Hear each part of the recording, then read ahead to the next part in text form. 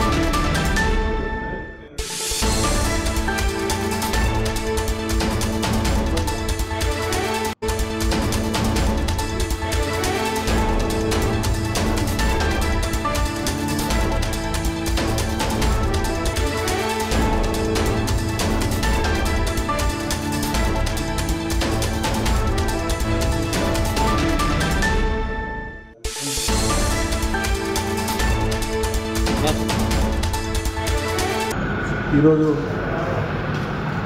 ధర్మపురి నియోజకవర్గానికి సంబంధించినటువంటి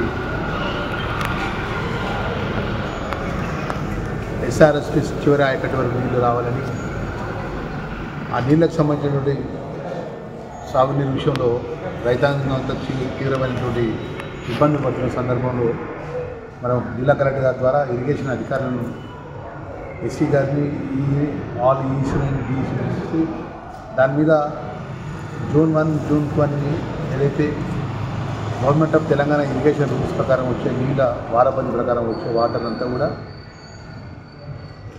మనకు ఇవ్వాల్సినటువంటి క్యూసిక్ వాటర్ మొత్తం చివరి ఆయకట్టు వరకు నీళ్లు రావాలని చెప్పేసి సంబంధించిన అధికారులతో మాట్లాడడం జరిగింది.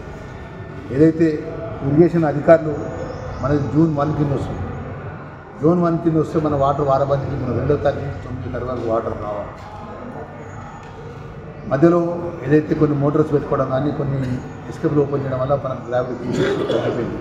మరి దానికి అదనంగా ఇంకో 2 రోజులు వాటర్ పెంచాలని దానికి సంబంధించిన ఈ విషయాన్ని జిల్లా కలెక్టర్ ద్వారా గవర్నమెంట్ తెలియజేయడం జరిగింది. అదేవిధంగా జంగనాథ ప్రాజెక్టు సంబంధించినటువంటి ఏదైతే రంగనాథపాలెం మీద ఆధారపడేటువంటి రైతాంగం అంటాం, ఆ రైతులకు కూడా శాశ్వత పరిష్కారం కోసం మేము మాట్లాడడం జరిగింది. గత గవర్నమెంట్లో ఏదైతే వెలుగటూరు లిఫ్ట్ చేసి డీకొండగడ రిజర్వాయర్ చేసి, డీకొండగడ రిజర్వాయర్ చేయకుండా ఇది రంగనాథపల్లి మీద సంతేజ్ చేసి ఇది పెద్ద రిజర్వాయర్ చేసి 1 TMC వరకు చేసినట్టయితే రంగనాథం యొక్క ప్రాజెక్టు మీద ఆధారపడినటువంటి ఆ ఆయకట్టు, దాని ఆయకట్టు మొత్తం రైతాంగం అంతా బతికేది.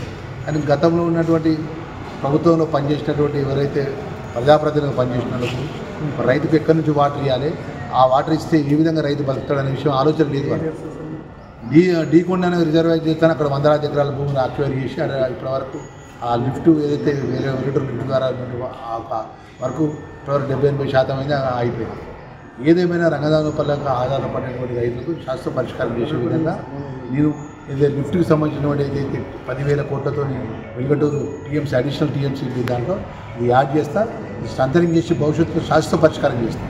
ఇప్పుడైతే తాత్కాలికంగా ఇమీడియట్గా నీళ్ళు వచ్చే విధంగా ఎవరైతే ఏదైతే జోన్ 2కి వెళ్ళి వెళ్తున్న నీళ్లను కొంచెం ఎస్కేప్ ఓపెన్ చేసి నీళ్లు బ్యాక్ నుంచి ఇచ్చే విధంగా జిల్లా కలెక్టర్ గారి దృష్టికి తీసుకెళ్ళడం జరిగింది.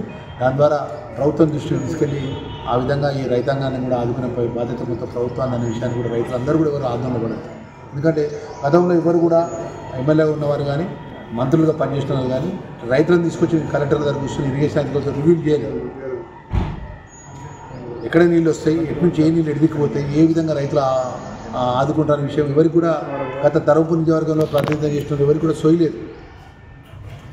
మంత్రి ప్రాంతానికి సంబంధించిన శ్రీధర్ బాబు గారు ఆ ప్రాంత రైతాంగాన్ని ఆదుకునే విధంగా ఆలోచన చేస్తారు.